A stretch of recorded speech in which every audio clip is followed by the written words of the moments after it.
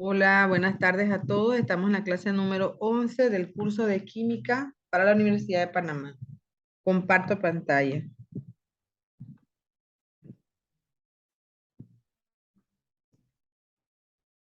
Ok, nosotros el martes que nos vimos, pudimos observar que estuvimos hablando sobre lo que es las reacciones reversibles.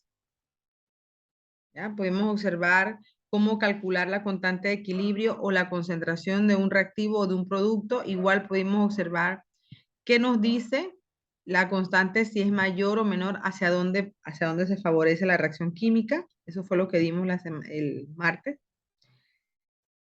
Para terminar ese día, pues como hablamos sobre Le Chatelier y que él en su base trabajó fue cuáles son las causas o cómo se comporta un sistema en equilibrio cuando el efecto de la concentración cambia o la presión o la temperatura. Hablamos que el efecto de la concentración, entonces se va a mover hacia donde el equilibrio se ha perdido, ya sea hacia la derecha, si hablamos de los productos, o hacia la izquierda, si hablamos de los reactivos, al adicionar o al quitar. Entonces, hablamos del efecto de la presión que solo le ocurre a los gases, ya que la presión se mantiene bastante estable en líquidos y en sólidos. Entonces, cuando estamos en estado gaseoso, dice la teoría de Le Chatelier, que si la presión aumenta, el volumen disminuye y el equilibrio va a favorecer donde ocupemos menos volumen. Lo contrario es que si la presión disminuye, entonces el volumen aumenta y se favorece la formación o donde estemos teniendo más volumen. Cuando hablamos de volumen, ¿a qué nos referimos? Bien, cuando hablamos de volumen, nos estamos refiriendo a la cantidad de moles que se encuentran en los reactivos o en los productos. Por ejemplo, en esta reacción que tenemos aquí, vemos que tenemos 2 moles de hidrógeno y 1 mol de oxígeno, se suman. O sea que para el lado de los reactivos tendríamos 3 moles y al lado de los productos tendríamos 2. Entonces, basándose en el efecto de la presión, si yo aumento la presión de este sistema, que es en estado gaseoso, la teoría me dice que el volumen disminuye.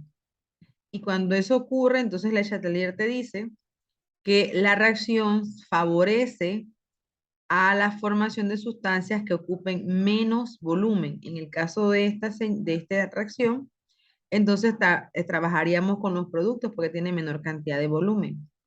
Si en el caso contrario yo disminuyo la presión, Le Chatelier me dice que aumenta el volumen y se favorece, ¿ya? La formación de sustancias que ocupen más volumen, en este caso serían los reactivos. Eso es lo que usted tiene que reconocer aquí para poder entonces aplicar las leyes, los principios de la Chatelier según sea el caso de los factores que estás eh, desarrollando. En el efecto de temperatura hablábamos de que teníamos que observar la entalpía, la reacción, el valor de la entalpía, si era negativo o era positivo, recordando que la temperatura tiene que ver con la liberación o absorción de calor. Si estamos liberando calor, la reacción es exotérmica y su signo es negativo. Si estamos absorbiendo calor, la reacción es endotérmica y su signo es positivo. Ahora, ¿qué me indica eso según Le Chatelier? Bueno, cuando hay un incremento de temperatura a un sistema, favorece la reacción endotérmica. Ojo, al aumentar la temperatura de una reacción química reversible, favorecemos las reacciones endotérmicas. La reacción endotérmica me indica que se está absorbiendo calor y el delta H o el H, la entalpía, es positiva. Y una disminución de la temperatura me favorece entonces las reacciones exotérmicas, que es la que liberan calor y son negativas. Bien, considerando eso, que fue lo último que vimos, ¿cuál es el efecto de la temperatura, verdad? En una reacción reversible, según Le Chatelier. Bueno, entonces aquí tenemos un ejemplo donde nos dicen que tenemos una reacción con una entalpía positiva. Esto me está indicando que la reacción está absorbiendo calor y es endotérmica. Entonces dice, ¿cuál es el efecto en la concentración del NO si se aumenta la temperatura? ¿Ven? Entonces aquí debemos de recordar el párrafo que dice que el incremento de temperatura favorece las reacciones endotérmicas. ¿Ven? Entonces si vemos aquí, en nuestro ejemplo, nuestra reacción es endotérmica, así que es favorecido. ¿Sí? Ahora, ¿qué significa esto según los reactivos y productos? Bueno, que la reacción es directa, o sea, va hacia los reactivos.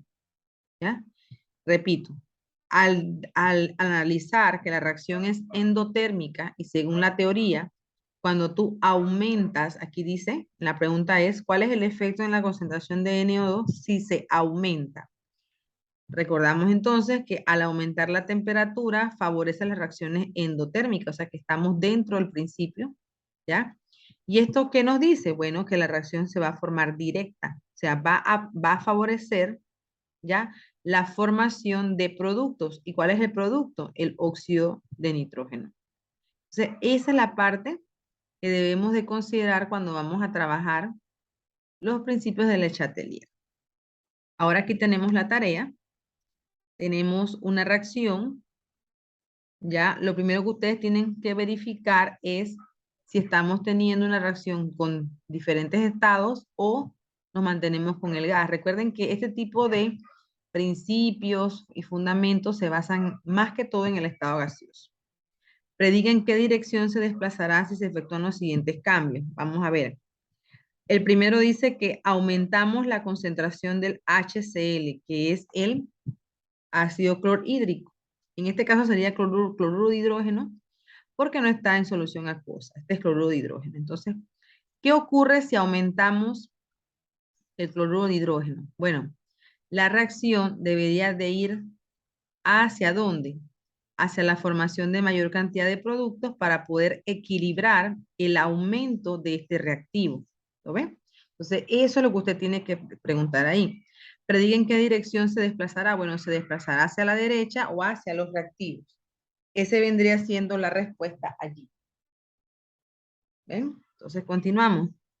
La B dice cuando disminuimos la concentración de O2. Volvemos a enfocarnos dónde está el O2. ¿El O2 es un reactivo o es un producto? En este caso, podemos ver que es un reactivo. Al ser un reactivo, entonces tenemos que ver qué ocurre si disminuimos la cantidad de reactivos. Al disminuir la cantidad de reactivos, no vamos a tener una formación de productos válida. Entonces, ¿qué tenemos que hacer? Bueno, tenemos que aumentar de nuevo la concentración de O2. Así que en este caso, al disminuir el O2, la reacción debe de ir hacia la izquierda o hacia los reactivos para volver a producir de nuevo O2 y volver a tener el equilibrio. Vamos a ver, la siguiente dice aumentar la concentración de cloro 2. Verifiquemos dónde está el cloro. Bueno, si verificamos, el cloro es uno de los productos. Si estamos aumentando la concentración de cloro 2, esta reacción debe de ir entonces hacia los reactivos, ¿verdad? Para producir una cantidad en equilibrio. Ya que estamos aumentando, quiere decir que esto en un momento dado se van van a disminuir a tal momento donde no se va a volver a producir nada. Entonces tenemos que volver entonces ¿hacia dónde? La reacción diría hacia los reactivos para volver al equilibrio. Recuerden que todo esto es para que forme el equilibrio. Bien. La D dice que aumentar la presión. Recuerden que cuando tú aumentas la presión, el volumen disminuye y estas reacciones van a ir hacia donde estén la menos cantidad de volumen. Tenemos que contar. En los reactivos yo tengo 4 moles de cloruro de hidrógeno y tengo 1 mol de oxígeno gaseoso. Aquí tendría 4 más 1, tendría 5 del lado de los reactivos. Al lado de los productos tengo 2 moles de cloro gaseoso y tendría 2 moles de agua en estado gaseoso. Sumamos, sería 2 más 2, 4. Entonces tengo menor cantidad de volumen en el producto, teniendo en cuenta que Al aumentar la presión, se disminuye el volumen y se favorece hacia donde tengan menos cantidad de volumen. Entonces la D iría hacia los productos o hacia la derecha. ¿Ven? Cuando disminuimos la presión, ocurre lo contrario. Al disminuir la presión, se aumenta el volumen y entonces la formación sería hacia donde estén mayor cantidad de volumen. En el caso de este sería entonces hacia la izquierda o hacia los reactivos. Cuando disminuimos la concentración de agua, ¿qué pasa? Bien, la concentración de agua, volvemos a hablar sobre la concentración de los reactivos y productos. Entonces, cuando disminuimos la concentración de agua, queremos volver a mantener la misma concentración. Entonces, ¿hacia dónde nos vamos? Nos quedamos aquí en los productos para volver a que aumentarlo. ¿Ya? Tenemos que aumentar, entonces por eso nos vamos a quedar. Entonces, eso es lo que usted tiene que hacer en el momento de responder. Con respecto al Chatelier, tenemos que aprendernos cuál es el comportamiento para poder entonces aplicarlo y predecir en qué dirección van las reacciones. A ver, ¿preguntas hasta aquí?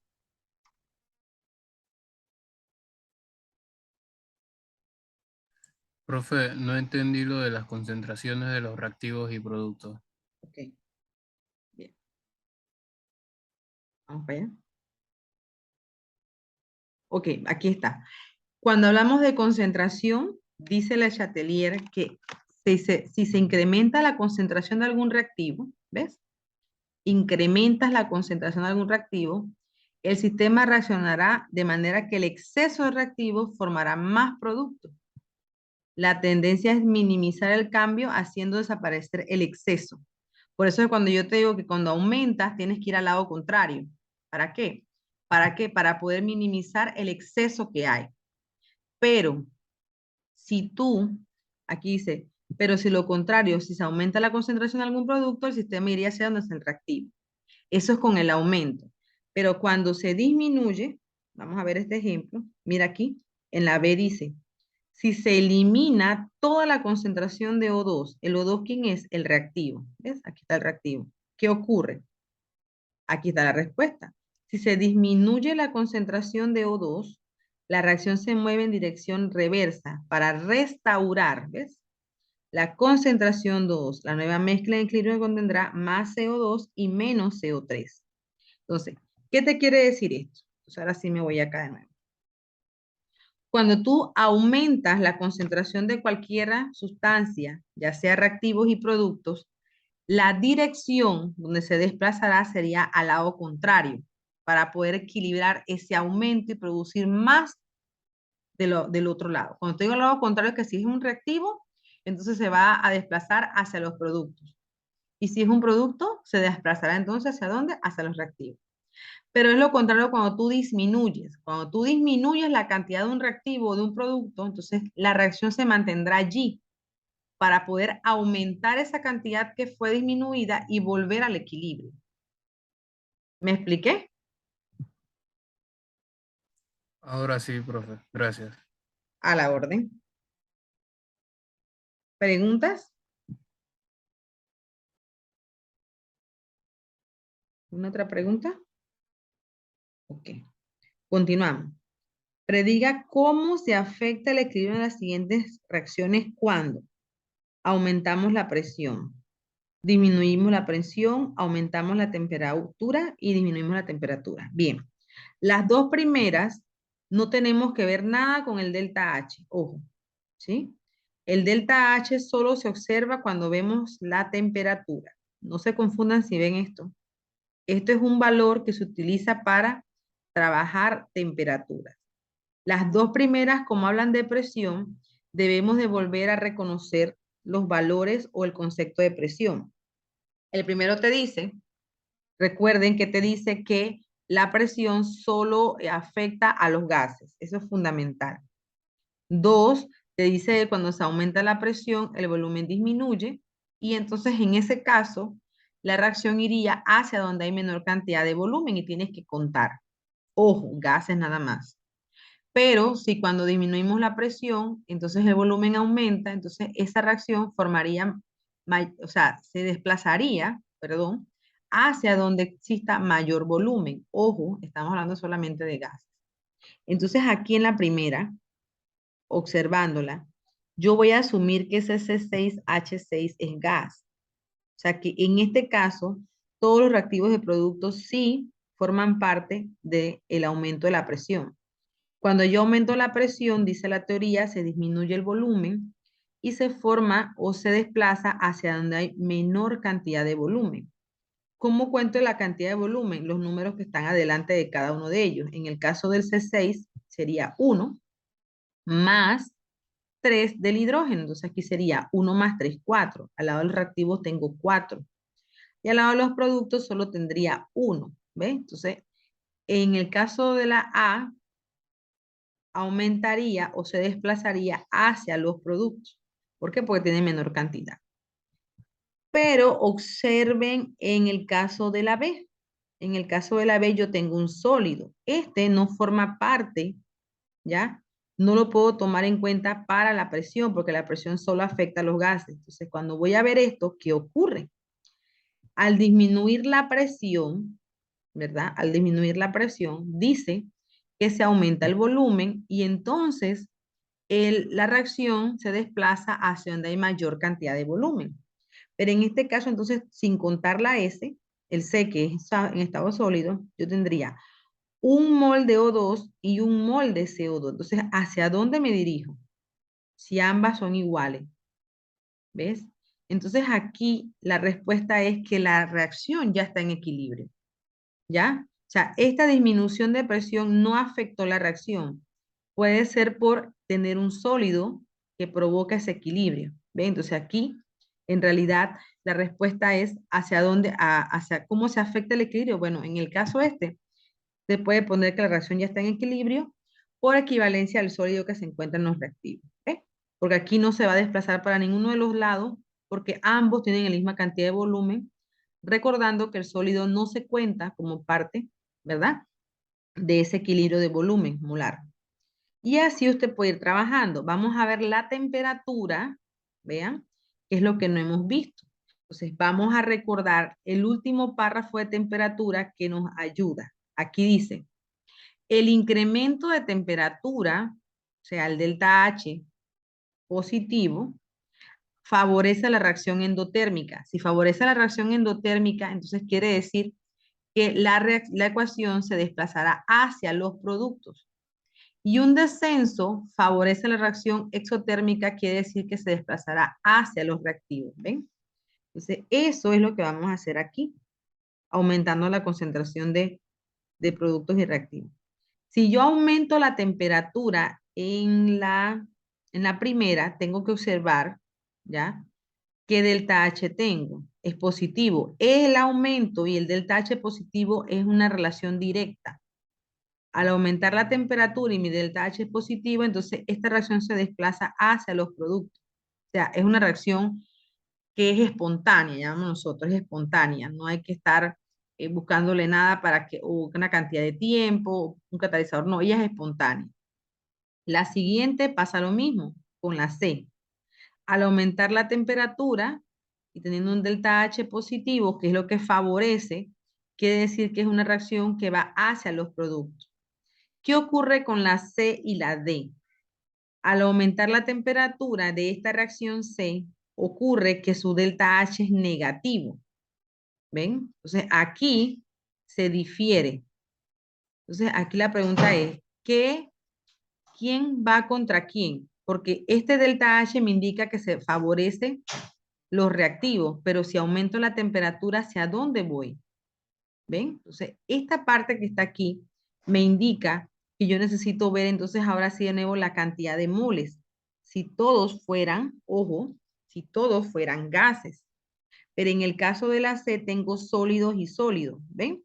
Estos sólidos ya es muy difícil cambiarlos. Recuerden que la estructura de un sólido es compacta.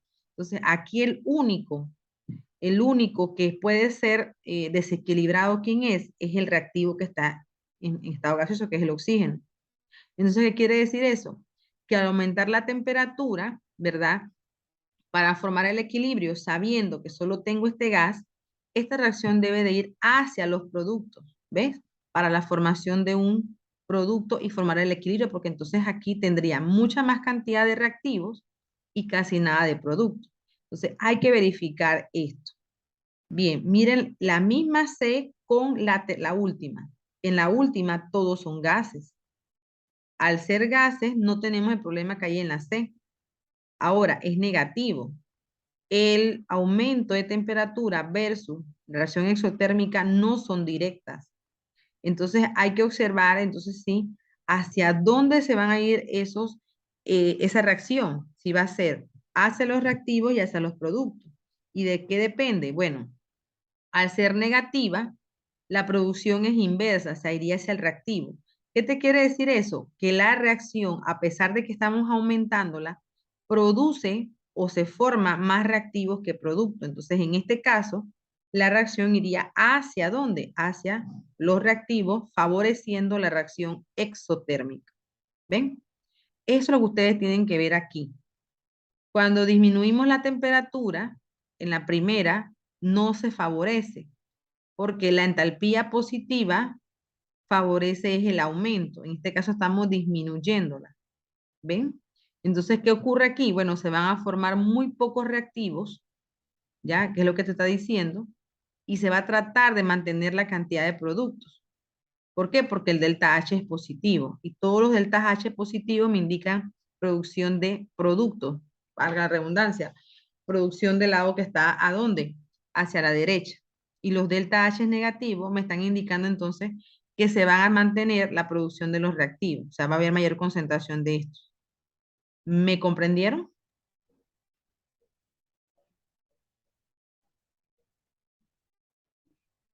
¿Preguntas sobre la temperatura?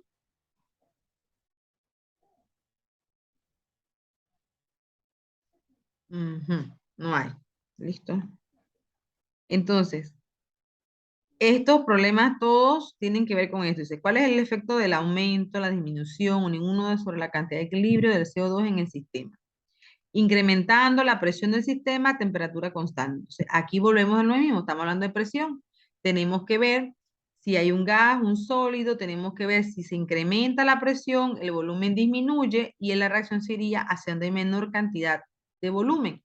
En este caso sería hacia los productos, porque si usted suma aquí 2 más 1 es 3 y acá sería 2. Entonces, eso es lo que usted tiene que hacer allí. ¿Sí? Ir trabajando los principios del Chatelier y buscando entonces la forma que te digan, bueno, se van a formar más productos, se van a formar menos, o se vaya a hacer el reactivo para la formación de mayor reactivo, todo esto para formar el equilibrio. ¿Sí? ¿Preguntas? Bien, aquí hay algo importante. Miren, la C de la 4 dice agregando platino como catalizador a la mezcla en equilibrio. ¿Están viendo esta palabra? Catalizador. Primero, tenemos que formar o definir lo que es un catalizador. Un catalizador es una sustancia que se le agrega a una reacción química ende porque estás demorando mucho y tú quieres que ella aumente su velocidad de reacción. Pero hay, ojo, ese catalizador no afecta a las concentraciones, o sea, no afecta, en realidad no forma parte de la reacción química, solo como que los está apurando, eso es lo que hace un catalizador. Al ser un catalizador, una sustancia que solo está siendo un camino, le digo, o un colchón, para que esa reacción se dé en menor cantidad de tiempo, en realidad el efecto no produce nada, o sea, no hay un efecto en el equilibrio, porque no está dentro, no forma parte, solamente produce que se trabaje en mayor velocidad, en mayor tiempo, pero no va a afectar la concentración en la producción. ¿Sí? Entonces, eso es importante que lo reconozcan. El catalizador no afecta a la mezcla en equilibrio, solo le da mayor velocidad, pero no afecta ni el reactivo ni el producto. ¿Listo? Bien. Entonces, todos estos vamos a ir viéndolos basados en eso, en lo que llamamos nosotros los principios de Le Chatelier. Bien, recuerden que la base de esto es que el equilibrio no sea afectado y si fue afectado, volverlo. Entonces, estos problemas ya vendrían trabajándose con esa parte del Le Chatelier. Bien, entonces, preguntas hasta Le Chatelier, todo lo que es equilibrio. ¿No hay preguntas? Bien, miren, aquí no he visto todavía un problema de estos. Déjenme ver si este que está aquí, el 3 que lo busqué. Hay problemas en donde hay un cuadrado y tenemos que utilizar la raíz cuadrada. Esos problemas a mí me gustan mucho, pero no los he visto. Calcular la constante de equilibrio, dado las concentraciones. No, esta no es. Se ha encontrado en equilibrio. NO, BR. No hay ningún problema así. Bueno, no les dieron ningún problema con raíz cuadrada. Estos problemas a mí me gustan porque hay que aplicar la raíz cuadrada en ambas ecuaciones y después se trabaja. Bien. Que dice acá la demostración de N2, 4, equilibrio abundante de NO2 en equilibrio 3.5. No hay ninguna así. Ok, entonces vamos a continuar hablando de equilibrio, pero hay sustancias, las soluciones, los compuestos iónicos, recuerden la palabra compuesto iónico, que tiene que ver con el tipo de enlace. Recuerden, voy a darles como quien dice la historia de dónde viene esto para que lo relacionemos. Nosotros estuvimos hablando de los enlaces. Había enlace iónico, enlace covalente y el enlace metálico. El enlace iónico nosotros decíamos que era un tipo de enlace en donde se une un metal con un no metal y lo que se produce es una transferencia de electrones, porque el metal tiende a perder y el no metal tiende a ganar, y porque tienen tanta diferencia en sus electronegatividades, producen entonces lo que llamamos nosotros un compuesto iónico, que a la final es un compuesto iónico que tiene características. Por ejemplo, una de las más importantes es que tienen alta solubilidad en agua. Ahora, ¿qué pasa cuando un compuesto iónico se disuelve en agua? O sea, se desaparece, no desaparece, se forman iones. Entonces, ahí viene el que nosotros llamamos ahora el equilibrio iónico. ¿Ya?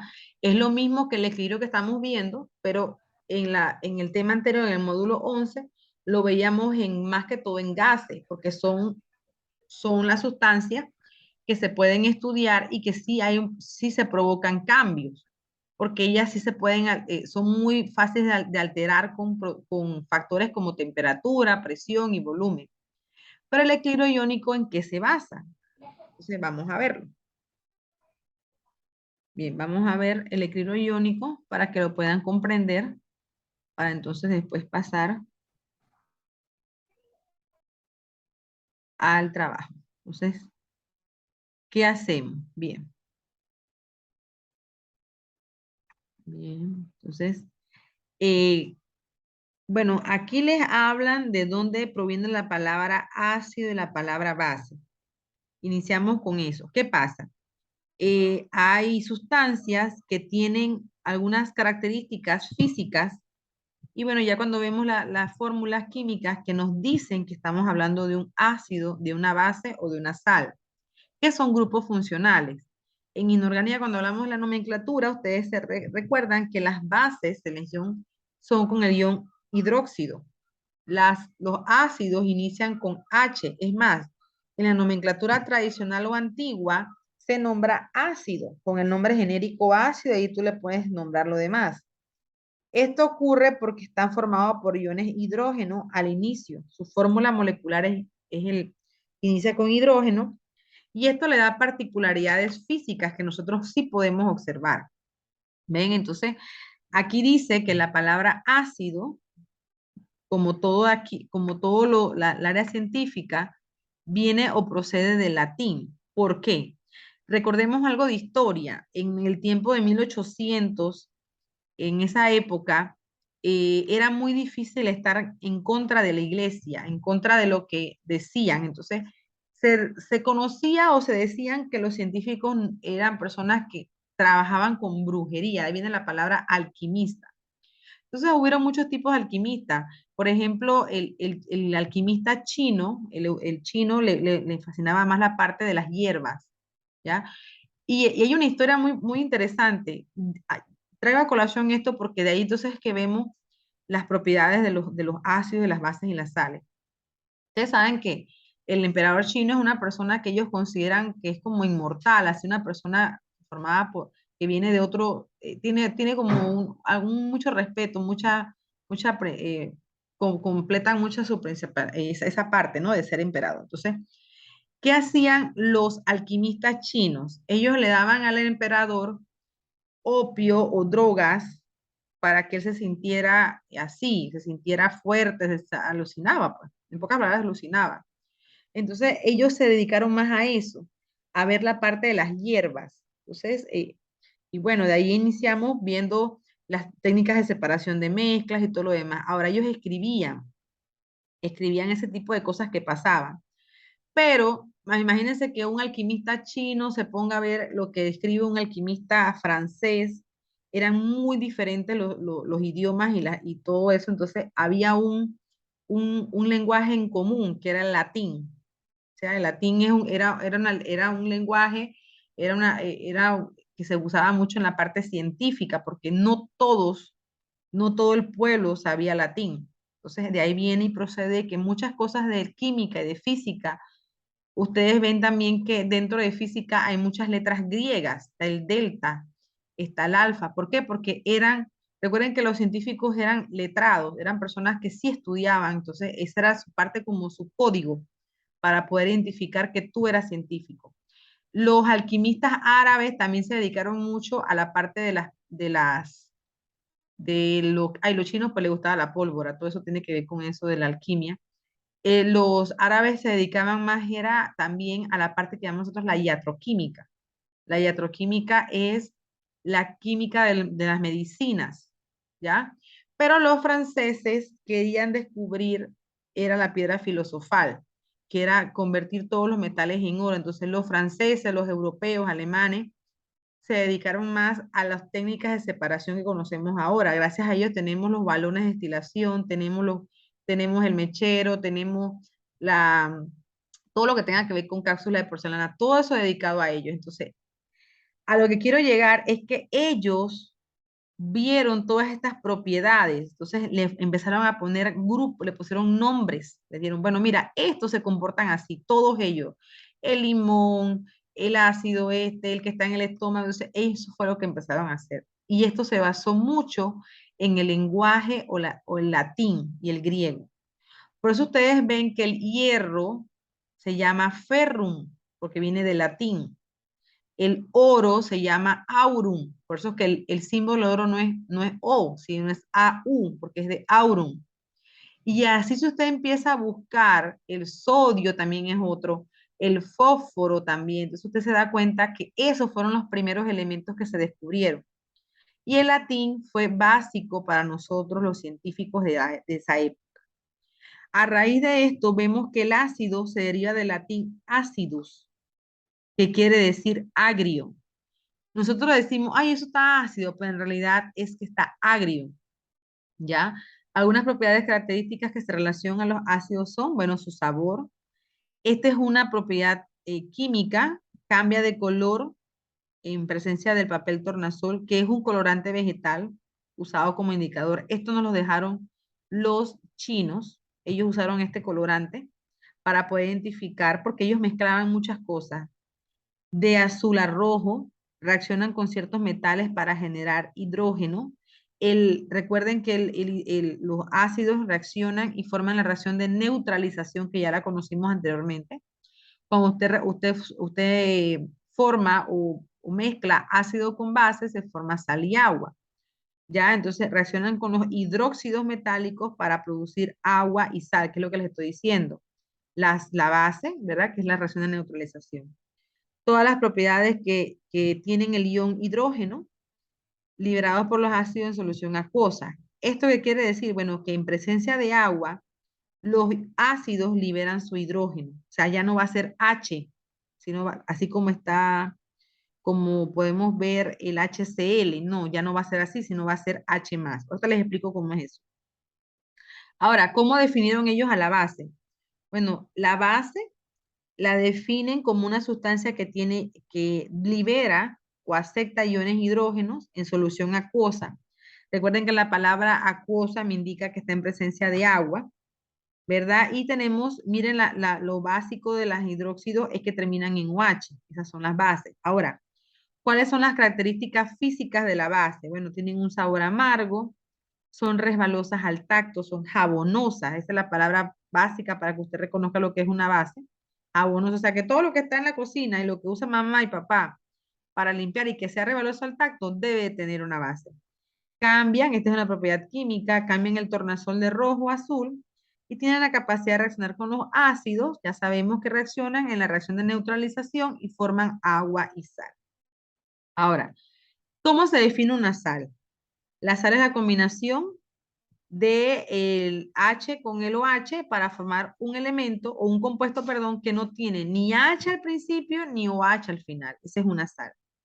Las sales son de estado sólido, se disuelven, son la mayoría de ellas son iónicas y se disuelven básicamente en estado acuoso siempre. Entonces, esa es la formación de sales. Ahora, a raíz de esto, tenemos muchas teorías de ácidos y bases. Muchos científicos se dedicaron a estudiar cómo definir un ácido y cómo definir una base, no nada más con las propiedades que acabamos de ver. Ah, es que tiene sabor agrio, sí. Pero si yo tengo un ácido como el ácido cítrico del limón, de la naranja, no es lo mismo que un ácido como el ácido clorhídrico, que te quema. O sea, el contacto con el ácido clorhídrico quema, pero si tú te contactas, el contacto de tu piel con el ácido cítrico no te quema. Entonces, ahí había un detalle, ¿no? O sea, ¿qué pasa? ¿Cómo hacemos eso? Entonces, de ahí nacen las teorías de ácidos y bases. O sea, estoy tratando de explicarle esta historia que es muy bonita, porque ellos dicen, bueno, pero entonces yo quiero saber qué es un ácido o qué es una base. No, es que es un ácido. No, no, no, no, yo quiero saber por qué. Entonces se fueron a la parte química. Entonces aquí empieza la química moderna utilizando las reacciones químicas para poder explicar más a fondo, de manera simbólica, porque eso es lo que están haciendo, lo que es un ácido. Entonces ellos dicen, iniciamos con Arrhenius, 1884, él dice que un ácido es una sustancia que contiene hidrógeno y que al ionizarse produce iones de hidrógeno, mientras que una base es una sustancia que contiene hidróxidos y se disocia para producir iones OH en solución acuosa. ¿Pero qué es eso de disociar? Palabras clave: ionizar, disociar, producir. Bien, entonces vamos a ver si lo puedo hacer aquí de manera en dibujos, de manera simbólica, para explicarles qué es lo que pasa.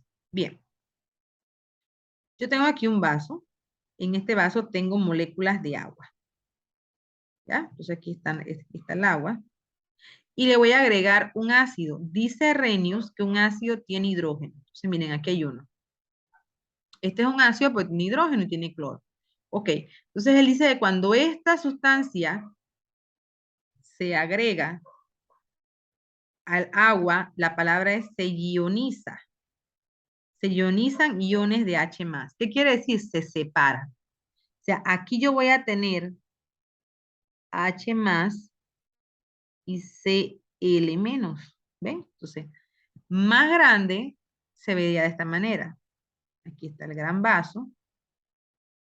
Aquí yo voy a tener moléculas negativas, que serían los iones cloro, cloruro. Aquí.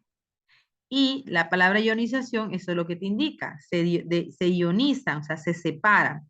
Se separan, ay no, eso no es lo que quiero hacer. Se separan y forman iones positivos y forman iones negativos. Esta es la parte simbólica. ¿Ven? Ahora, lo que te dicen esto a raíz de reacciones es que el HCl, ¿ya? Que es el ácido de Arrhenius, al agregarle agua, produce una ionización. ¿Qué quiere decir? Se forman iones positivos y se forman los iones negativos. Miren, no estamos diciendo aquí que el ácido clorhídrico forma un cambio químico. No, este es un cambio físico producido por las moléculas de agua, por los puentes de hidrógeno que tienen ellas. Entonces, pero en realidad, si tú vuelves a separarlas, porque eso es una mezcla, puede llamarse homogénea, se va a volver a interpretar y se van a volver a unir para formar el ácido clorhídrico, eso es lo que te están diciendo. Entonces, el H+ A veces en la literatura también le ponen este ion, H3 o más. ¿Qué le llamamos el ion hidronio? Este es el ion hidronio.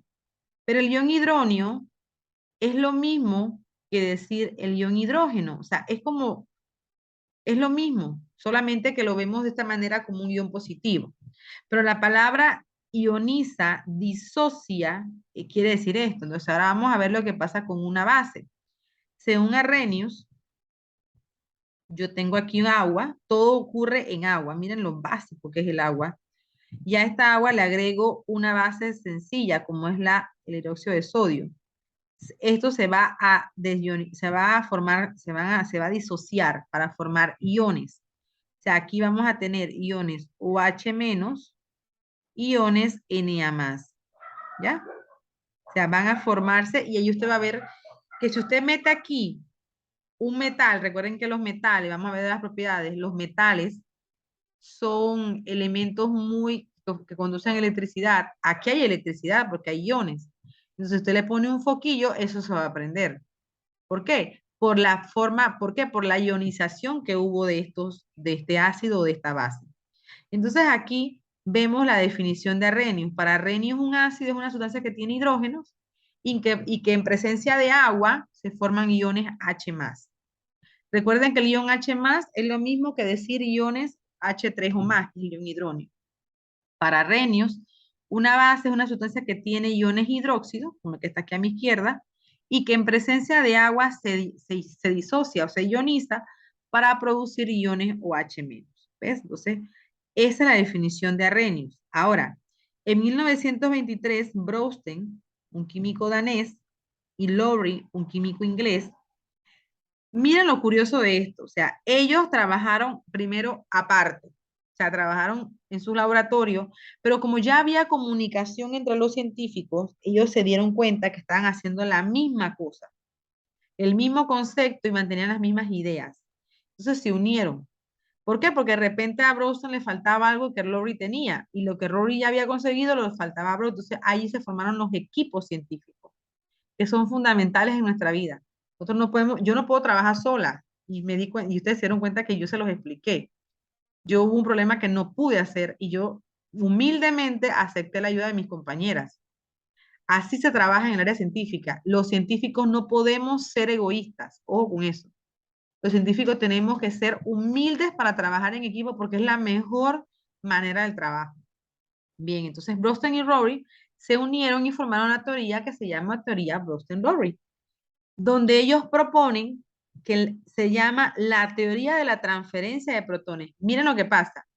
Arrhenius se basó en iones positivos y negativos. Estos señores se basaron en transferencia de protones. O sea, vamos a transferir, vamos a donar o aceptar iones positivos. Eso es lo que eso es lo que dice Brøsten y Lowry. Ella postula que un ácido es un donador y la base es un aceptor, o sea, acepta protones. Ahora, ¿cómo vemos esto en la parte simbólica? Bueno, esta sí se ve, voy a borrar aquí la de Arrhenius y me voy a basar en la que dice Brøsten y Lowry. Esta sí se ve más que todo en reacciones químicas, porque ahí ellos usan unas palabras que llaman todo ácido, que según ellos la definición de un ácido es un donador. Miren, es importante ver esto. Para Brøsten y Lowry, un ácido y una base no tienen que tener H ni OH, ojo. ¿Ven? O sea, para Brøsten y Lowry, ellos abrieron más el campo de la teoría de ácidos y bases. Porque para Arrhenius, para hacer un ácido, tienes que tener H. Y tienes que tener OH si quieres ser una base. Pero para Brøsten y Lowry, eso no es así. Puede ser cualquier sustancia después que pase lo siguiente. Si eres un ácido, vas a donar protones y si eres una base, vas a aceptar protones. Al tener esto, vas a tener un ácido conjugado o una base conjugada. Entonces, ¿cómo es eso? Bien, primero pues que la diferencia fundamental es lo que le acabo de decir, que Brøsten nos abre un campo, una brecha más para definir ácido y base. Para ellos no es importante tener H. Fíjense aquí, estamos uniendo el ácido clorhídrico con el agua. Uno de ellos va a llamarse base y el otro se va a llamar ácido. ¿Por qué? Bien, cuando el ácido clorhídrico se une con el agua, ya usted sabe que se disocia, se ioniza. ¿Qué quiere decir? Que el ácido pierde su hidrógeno, que es lo que vamos a ver aquí. Entonces, al perder su hidrógeno, se convierte en un donador de protones, porque el hidrógeno es positivo, entonces se le llama ácido. Y cada ácido va a tener su base conjugada. La base conjugada es la pérdida de ese protón, ¿están viendo? Del positivo. Para hacer una base, tú necesitas aceptar protones. El agua empieza con 2 hidrógenos y termina con 3, o sea que aceptó. Y este es su ácido conjugado. Esto que está aquí es lo que yo decía que se le llama también hidrógeno, o sea, son iones hidrógenos. Se le llaman hidrógenos. H3 o más se le llama ion hidrógeno. Anótenlo por allí. Cada vez que hablamos de Browning y Lowry, vamos a tener ese concepto. Tú tienes que fijarte en los dos reactivos. Ok. Después que te fijas en los dos reactivos, fíjate cuál de ellos puede perder electrones. ¿Ya? Perder protones, perdón, perder un hidrógeno. En el caso del NH3, él va a perder, perdón, va a ganar, perdón, disculpen, va a ganar y por eso entonces trabajamos de esta manera, ¿sí? Repito, miren, el ácido, déjenme ver que estoy, base acepta un protón. Déjenme ver que estoy confundida, yo me confundo solita. Ácido es un donador. Ok, el NH4, no estoy de acuerdo con esto que está aquí y se los explico. Para el ácido tiene que, como según el primer ejemplo, donar. O sea, ¿qué quiere decir eso? Pierde un hidrógeno. En este caso, ¿quién perdió? A ver, quiero que me ayuden para que veamos, a veces hay errores dentro de los mismos libros de las cosas. A ver, ¿cuál de las dos sustancias, según los reactivos, perdió hidrógenos? Cuéntenme. ¿El NH3 o el H2O? ¿Qué ustedes ven? El H2O. Exacto. Entonces, este debe ser el ácido. ¿Ya? Siguiendo la definición de donar, ¿ven? El ácido dona. ¿Qué me indica dona? Da. Entonces, este es el ácido. Y el NH3 fue el que, ¿qué hizo? Aceptó, porque estaba en NH3 y quedó en ¿qué? En NH4. Este debe ser la base. Me disculpan, pero a veces cometemos errores, somos humanos, ¿ven? Entonces, esta es tu base. Y aquí está, ¿ves? Este es el ácido conjugado. Miren que no me equivoqué, aquí lo dice rapidito, ¿ves? Y este es mi ácido y esta debe ser mi base conjugada. ¿Ven? Entonces, esa es la parte que tenemos nosotros como, pero pues, ¿cómo hago yo eso? ¿No? Porque yo me sé la teoría y a mí nadie me va a echar cuento. ¿Sí? Somos humanos y podemos cometer errores. Y este es un error que hay aquí. Repito, los ácidos, aquí lo dice, los ácidos, como el agua, en este caso es el agua. ¿Por qué el agua es la base, el ácido en este momento? Porque perdió, porque donó. El Browning y Lowry lo llaman como un donante. Donó un hidrógeno. ¿A quién? Al NH3 que ahora se convirtió en NH4. ¿Ven? Entonces, ahí siempre vamos a encontrar esas cositas, pero nosotros tenemos la capacidad de decidir, de decir, no, esto está mal. Preguntas hasta aquí. ¿No hay? Bien, aquí, ¿qué es lo que necesito qué necesito yo con ustedes? Que ustedes dominen la teoría. Dominen lo que dice Lowston y Lowry, Rosten y Lowry y lo que dice Arrhenius. Cuando usted domina eso, a usted nadie le van a echar cuenta con esta parte. Bien, entonces vamos a ver concepto de Lewis. Aquí está. Lewis es la teoría de Lewis. Dice, según Lewis, es un concepto más general. Según Lewis, una base es una sustancia con un par de electrones sin compartir. Recuerden que Lewis trabajaba mucho lo que llamamos punto de Lewis, símbolo de Lewis, o sea que él se mantuvo con sus puntitos. Repito, según Lewis, una base es una sustancia con un par de electrones sin compartir, con los cuales puede atraer o retener un protón. Y un ácido es cualquier sustancia que acepta un par de electrones. Para este deberá tener un orbital vacío. ¿Ven? Y él se mantiene con su configuración. Entonces, miren, ¿cómo se ve una base o cómo puedo detectar según Lewis? Entonces, para poder trabajar a Lewis, tenemos que volver a los símbolos y a la estructura de Lewis. Entonces, ¿qué tenemos que hacer? Bueno, tenemos que hacer la estructura de Lewis para ellas. Por ejemplo, aquí ellos trabajaron con el boro, el fluoruro de boro. Entonces, ¿qué hicieron ellos? Hicieron la estructura de Lewis y si te das cuenta, en esta estructura, el boro se basa siempre en el átomo central, ¿verdad? Una base es una sustancia con un par de electrones sin compartir. Un par de electrones sin compartir. Si ustedes ven, el boro no tiene electrones que están, o sea, él compartió todos sus electrones, entonces él sería un ácido. Porque un ácido es cualquier sustancia que acepta un par de electrones y por esto debe tener un orbital vacío. O sea, el boro acepta electrones, pero no tiene nada que compartir. La base de Lewis es un átomo central que mantiene un electrones sin compartir. Entonces aquí volvemos a lo que nosotros llamamos la estructura de Lewis. Miren, miren, el boro, usted se fija, es en el átomo central. El boro no le queda ningún electrón por compartir. Ese es un ácido. Pero aquí el nitrógeno sí le queda electrones que sin compartir. Entonces, eso se forma una base. Vamos a ver aluminio cloro 3. El aluminio, si usted lo busca en la tabla periódica, tiene 3 electrones de valencia.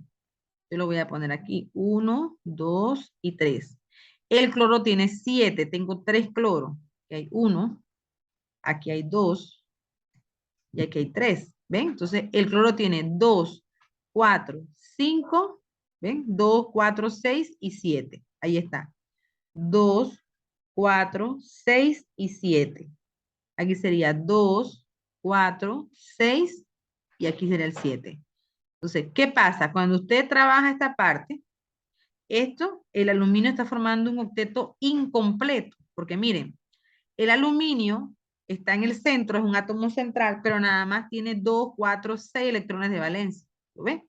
Es un octeto incompleto igual que el boro, pero no tiene nada aquí que compartir, no hay nada alrededor de él. Entonces, eso lo hace ser un ácido. Ahora, si yo tomo el SO3, que está aquí, S, O, O y O. Entonces yo tengo 2, 4, 2, 4, 2. Miren, 2, 4.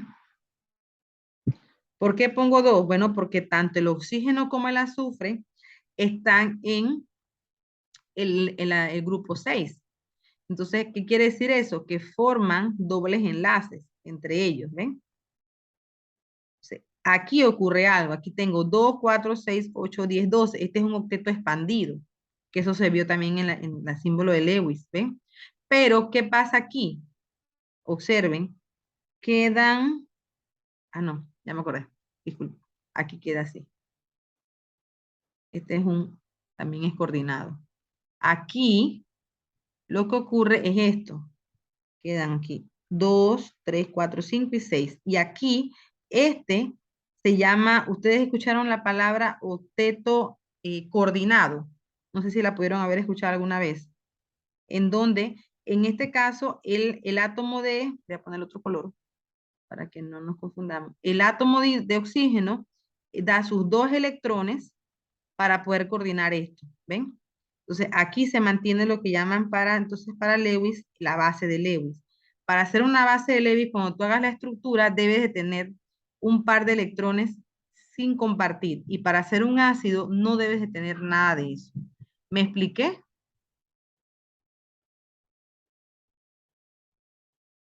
¿Sí? ¿O hay preguntas? ¿Mm? ¿No hay? Espero que esté siendo que les guste lo que les estoy diciendo. Ok, miren. A raíz de esto, de estas tres teorías, cada una tiene su manera de pensar y todas son aceptadas porque todas en realidad forman parte de lo que es un ácido y una base. Arrhenius nos habla de ácidos que tienen hidrógeno y bases que terminan en OH que se ionizan. Brosten y Lowry nos hablan de ácidos y bases que donan y transfieren electrones. Y Lewis nos ayuda diciendo que el átomo central debe ser un átomo que no tenga electrones o transferencia de electrones para hacer un ácido y una base donde sí se pueda transferir. Entonces, cada uno de ellos tiene su manera de trabajar este tipo de reacciones ácido-base. Ahora, ¿cómo se aplica esto a la parte práctica? Bien, en esta primera tarea, lo que quieren es que usted le conteste según las propiedades físicas, si estamos hablando de un ácido y de una base. Entonces, por ejemplo, dice, un compuesto que cambia de papel tornasol azul a rojo. Entonces, usted tiene que recordar la teoría para poderme decir si es un ácido o es una base. Una sustancia de sabor amargo. Miren que había dos características, la palabra amargo y la palabra agrio. Entonces, usted tiene que saber si el agrio corresponde a un ácido o a una base, o amargo corresponde a un ácido y una base. ¿Ve? Es un compuesto que reacciona con hidróxido para formar agua y sal. Entonces estamos hablando de quién, de un ácido o de una base. Entonces, eso es lo que tienen que hacer allí. Ahora, indica cuál de los siguientes, indica cuáles son los pares conjugados ácido y base en las siguientes ecuaciones. Entonces, esta número 2 es basada en quién?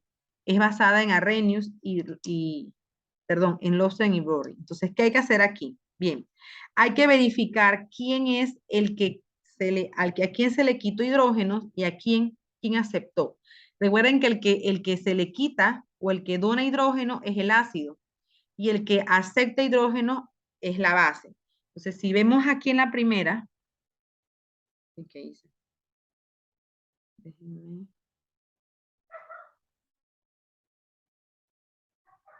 Aquí, ok. Si vemos en la primera, yo tengo un HCl iniciando, yo tengo que verificar la reacción. Miren. Ok, tengo un HCl y tengo un NH3, pero al final tengo un NH4 aquí como producto y tengo un Cl. Eso quiere decir que el HCl debe de ir con el Cl. ¿Por qué? Porque tiene relación con los elementos.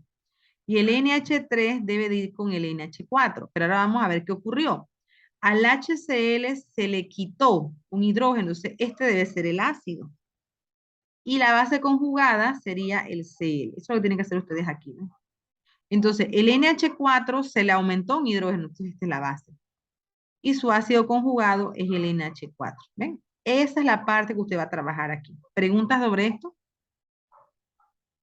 Con respecto a Browsen y Lowry. ¿Preguntas? Ok. Bien.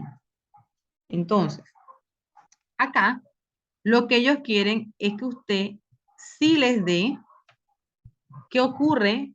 Ellos le dicen qué es. Por ejemplo, aquí dice, dar las bases conjugadas. Si te piden las bases conjugadas, ¿qué serían estos señores? ¿Ácidos o bases? Pregunto yo. ¿Cómo están actuando? ¿Como ácidos o como bases? Como ácido. Excelente, muy bien, porque te están pidiendo que les des las bases conjugadas. Entonces, tenemos que irnos al concepto de un ácido de Browsen y Lowry. Browsen y Lowry dicen que un ácido es donador de protones. Entonces, quiere decir que le vas a quitar hidrógeno, ¿sí? Entonces, esa es la parte que usted tiene que trabajar para poder, si yo tengo al HI, él va a donar protones, va a perder el hidrógeno y va a quedar I menos. ¿Ven? Si yo tengo NH4 más, aquí le va a pasar lo mismo. Todos se van a comportar como ácidos, donando hidrógeno. Entonces aquí sería NH3 más. ¿Lo ves? ¿Por qué? Porque donó y formó una base conjugada. Eso es lo que tienen que hacer ustedes aquí. A ver, en la siguiente dice, dar los ácidos conjugados. Si te piden los ácidos conjugados, ¿qué son estas sustancias para ellos? ¿Qué serían? Bases. Muy bien, muy bien. ¿Y cuál es la definición de una base para Browsen y Lowry? ¿Son los que donan protones o aceptan? ¿Qué me dicen ustedes? Recuerden, en la 3 son ácidos y los ácidos pierden electrones, o sea, donan. En la 4 estamos hablando de bases. Quiere decir que son los que, ¿qué? Si estos donan, ¿qué hacen las bases? ¿Qué deben de hacer las bases? Aceptan. Muy bien, muy bien. Ambos están correctos. Reciben, aceptan. ¿Y qué van a recibir o aceptar? Hidrógenos, porque son los que tienen los protones. Entonces, si yo tengo un CN, que es el cianuro, yo convertiría esto en HCN. ¿Ven? ¿Por qué? Porque estoy aceptando. Aquí es lo mismo, O2, O, pero si yo acepto sería H2O, ¿lo ven? Y así usted va trabajando y ubicando la aceptación de protones, que serían de hidrógeno. Muy bien. Ahora aquí dice, escriba la reacción en agua de las siguientes ácidos y bases Rosen y Lowry. Ahí me están diciendo que en qué tienen que estar. ¿En qué? En agua.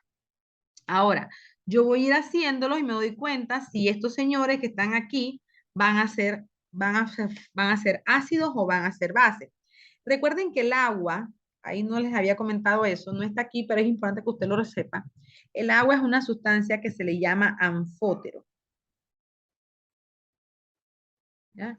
Un anfótero es una sustancia que se puede comportar como una base o como un ácido. ¿Ya? O sea, porque en el agua yo puedo aceptar protones o también puedo donar. ¿Ven? Entonces ella es importante y se conoce como un anfótero. Ahora voy a tomar la primera HI, voy a hacerla aquí arribita. HI, le voy a agregar agua. ¿Ya? Entonces voy a trabajar la reacción. Ahora, ¿ustedes qué creen? Al HI, ¿qué le va a pasar? El HI, ¿cómo se va a comportar aquí? ¿Cómo Como ustedes creen? ácido. Como ácido, muy bien, como un ácido. Porque tiene hidrógenos. Y el agua vendría siendo como algo neutral. O sea, él dice, bueno, pues si tú quieres ser el ácido, yo te doy la oportunidad. Dale, sé el ácido. Entonces aquí se forma, de este ácido se forma esta base conjugada, donando un protón, más, entonces el anfótero, que es el señor agua, que vendría siendo la base, ¿qué va a hacer? Va a aceptar. Se forma el ion hidróneo. Recuerden que este ion se llama hidróneo. Ahí está. Eso es lo que usted tiene que hacer aquí. Observar si estos reactivos que están aquí van a comportarse como ácido y como base, sabiendo que el agua puede ser cualquiera de las dos. ¿Preguntas hasta aquí? ¿Preguntas? Ok. Continúo.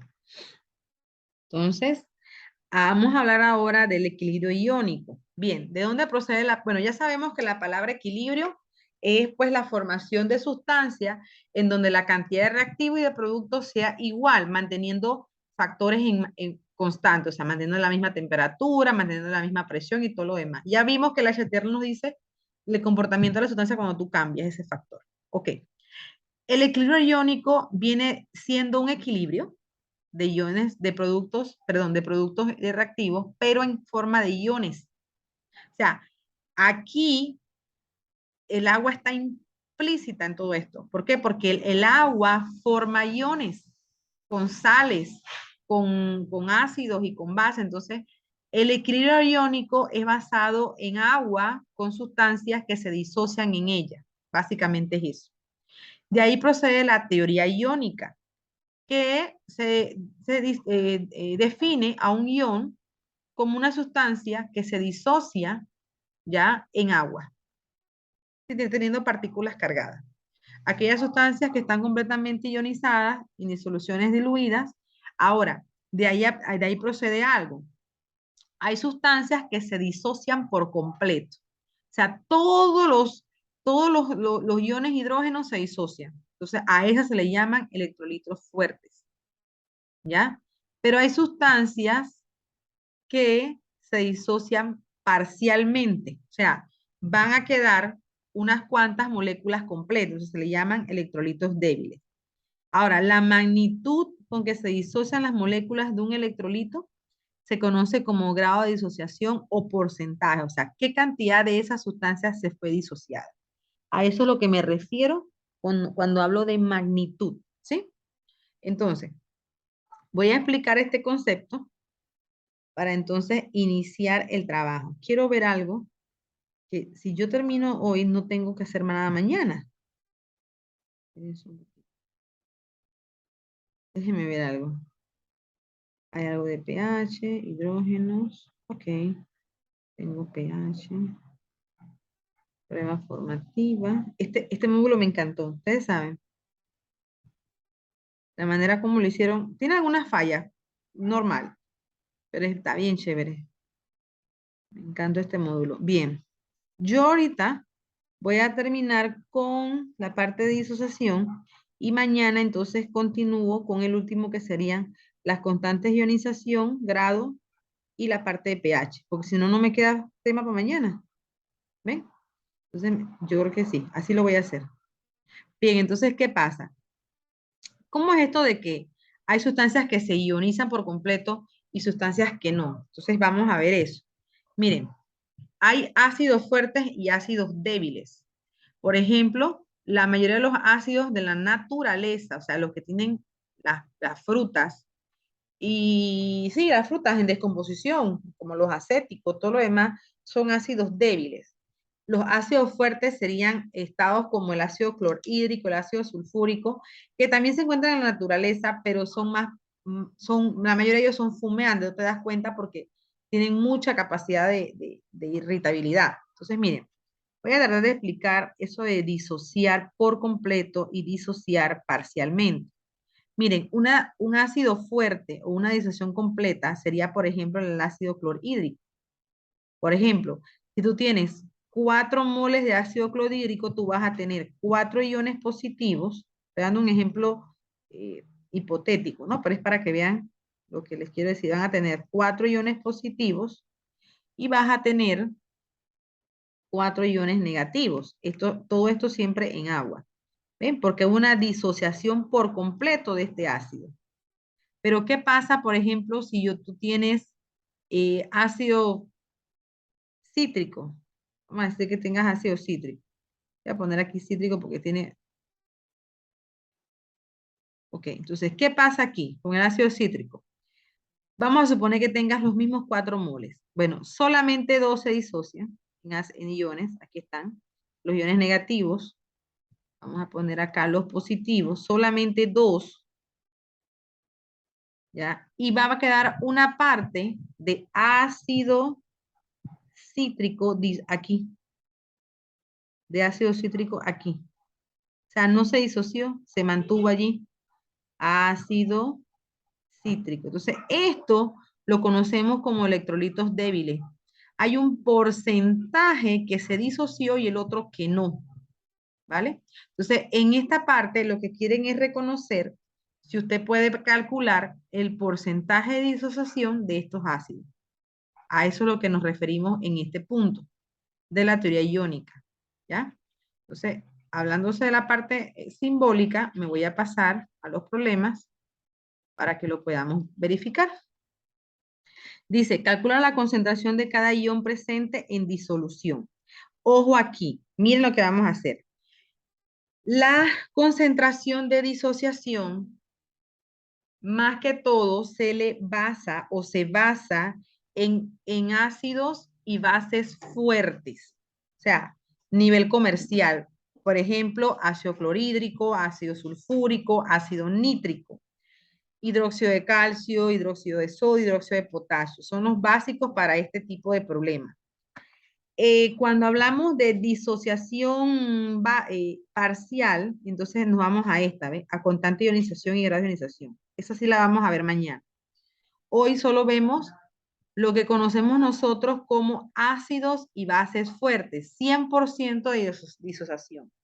Entonces aquí dice, vamos a ver el ejemplo. Dice que hay un ejemplo donde se calcula la concentración de cada ion presente en una disolución. Y aquí vemos el primero que habla sobre el ácido clorhídrico. ¿Qué es lo que pasa aquí? Primero, para iniciar este problema, tú necesitas hacer esta reacción que está aquí, ¿ves? Hacer la reacción de disociación. Esto tienes que hacerlo tú, recordando que por completo hay iones, o sea, va a haber iones positivos, iones negativos. Entonces recuerden esto, básico. Todo el tiempo el primer elemento forma positivos y el segundo forma negativos. Después que tú tienes esto, tú tienes que balancear por simple inspección. ¿Sí? Importante, el balance por simple inspección de átomos, no de carga. Ojo con eso. Cuando tú balanceas átomos, por ende balanceas carga. Vamos a ver eso. Entonces aquí, por ejemplo, en el segundo ejemplo tienes hidróxido de calcio. Aquí hay un error, pero eso, este tipo de la parte de escritura, voy a dárselos para que lo vean. Aquí debe de ser, aquí ese 2 debe ir aquí, 2 más. Es lo único del error que hay allí. Y aquí tú tienes OH menos. Entonces, ¿qué pasa? Si tú ves aquí, yo tengo un átomo de calcio, y por eso yo no le pongo nada aquí, es un átomo de calcio. Este 2 no va aquí. Este 2 no va, el 2 más va arriba. Pero de hidróxido yo tengo 2. Y aquí nada más tengo 1. Entonces, aquí yo hice el balance, ¿ves? Entonces, ese es el balance que yo les estoy hablando. O sea, primero les estoy hablando de eso para que lo observen. ¿Sí? Entonces, ahora vamos a la parte matemática. Iniciando con el primero, después que, hasta aquí me entendieron, disculpen, que no hice mi pausa. A ver, primer paso cuando trabajamos cálculo de concentración de iones disociados por completo. 1, tenemos que hacer la reacción de disociación, en donde todo el átomo por completo se disocia. 2, debemos de balancear. ¿Hasta aquí hay alguna consulta?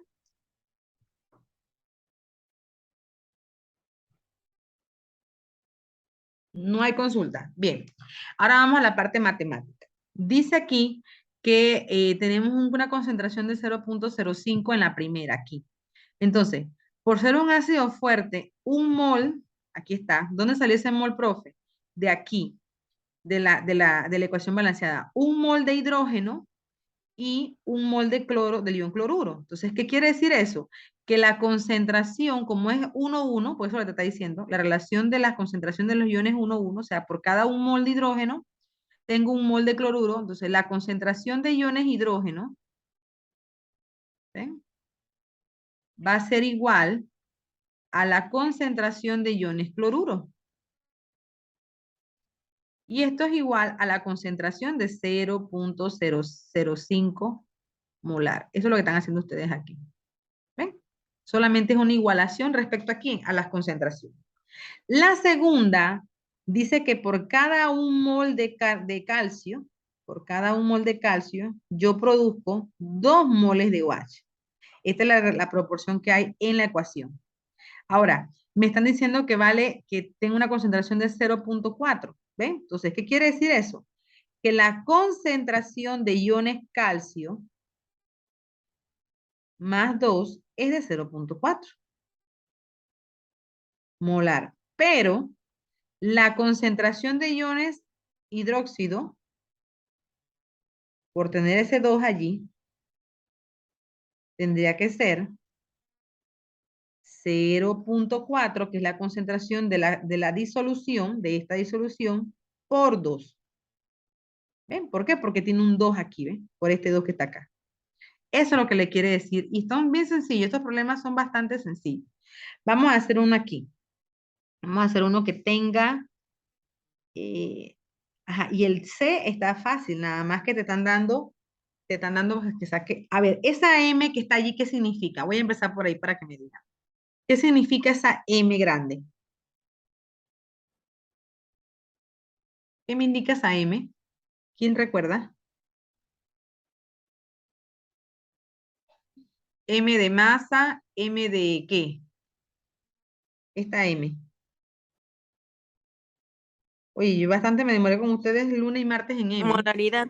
Molaridad, muy bien. Ay, a mí me van a decir, yo dije, ay, Dios mío, ¿qué hice? No me acuerdo, ¿no se acuerdan de mí? Ok, miren, entonces, esa M me indica molaridad, ¿verdad? Entonces vamos a empezar con la B. Voy a hacer la B porque tiene el 2 que me ayuda a explicarles voy a hacer la D. La D tiene un 3. Excelente. Es importante que ustedes vean que aquí dice que son electrolitos fuertes y que se disocian el 100%. Perfecto. Entonces yo empiezo con la D. Al o H3. OH3. Siempre recuerden que el primer elemento es el que es positivo, Al, y tenemos que recordar que este 3 es del aluminio, así que sería Al3 más OH menos. Aquí lo disocié, ya, positivos y negativos. Pero ¿qué pasa? Yo tengo un átomo de aluminio, tengo átomos de iones aluminio, porque ahora son iones, pero tengo 3 de hidróxido y aquí nada más tengo uno, así que voy a hacer un ¿qué? Un balance, aquí voy a tener 3. ¿Ven? Eso es lo que tienen que hacer ustedes. Ahora, dice que la concentración de este señor era de 0.15 molar. 0.15 molar. ¿Qué quiere decir eso? Que mi proporción es de por cada un mol de aluminio yo tengo 3 de hidróxido. Entonces, la concentración de los iones aluminio son iguales a la solución. Entonces, esto quiere decir que son iguales a 0.15 molar. ¿Ven? Hasta allí. Pero, ¿qué ocurre? Tengo que el aluminio tiene 3 moles. Entonces, ¿qué tengo que hacer yo? Bueno, multiplica. Ay, disculpe, hay una... Ay, muy bien, Abelino, molaridad. Gracias. Entonces, aquí, entonces, ¿yo qué hago? Bien, déjenme ver qué... ¿Qué hago? Bueno, ahora, este 3 que está aquí, lo voy a multiplicar por el 0.15 para que me dé la concentración de los iones hidróxido. Entonces lo voy a hacer por aquí. Aquí. 3 por 0. Por esta mal aquí. Vamos a hacerlo con paréntesis. Ponemos aquí el 3 por 0.15. 0.15 molar vendría siendo la concentración de los iones hidróxido. Entonces voy a buscar mi calculadora. 0.15 por 3 sería 0.45 molar. O sea que la concentración de los iones hidróxido en este problema es de 0.45 molar. ¿Ves? Entonces usted ya lo sacó. Preguntas sobre este problema que voy a borrar. ¿Preguntas? Ok, entonces, para terminar el día de hoy, después mañana no tengo nada que hacer, si les digo todo, entonces me voy a ir al problema que es la C. La C tiene algo en particular, no me dan la M, no me dan la concentración molar, pero sí me dan los datos para calcular, y eso es lo importante en ese problema. Ok, no te dan la M, pero te dicen los gramos y te dicen los mililitros. Entonces volvemos para atrás a molaridad. Eso es lo que vas a hacer allí. Primero calculas la concentración de la solución. Tienes 22 gramos de iodo de potasio en 500 mililitros. Ustedes saben que esto es molaridad. Así que los 500 mililitros yo los paso a litros, dividiendo entre 1000, ¿verdad? Digo, 500 entre 1000 igual 0.5 litros. Ya puedo ir calculando molaridad. Ahora ayuden ustedes allá porque no tengo a mano ahorita mi tabla periódica. ¿Quién me ayuda? Búsquenme el peso atómico del potasio. Y me lo dicta, por favor. ¿Cuál es el peso atómico del potasio?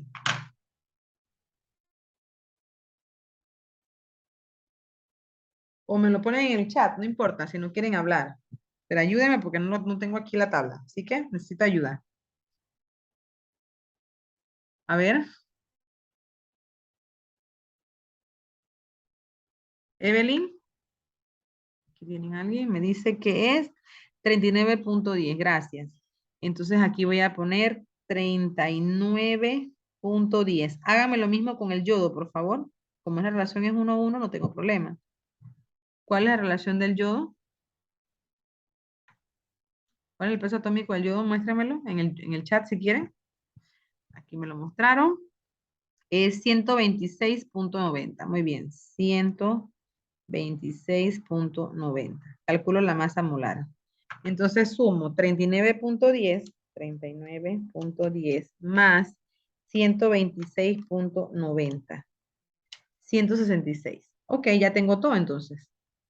Gramos sobre mol. ¿Qué tengo que hacer primero antes de iniciar el problema? Tengo que calcular la molaridad. Molaridad es igual a los 22 gramos de soluto sobre 166 gramos por mol de la masa molar por 0.5 litros.